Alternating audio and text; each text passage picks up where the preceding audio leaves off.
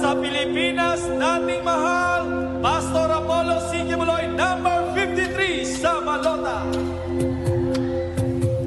Heartbeat, you're my heartbeat. Heartbeat, you're my heartbeat. Here we go! Nakita lang kita sa TV, pinakinggan ang iyong sinabi. Tama ko ang pag-ibig mo.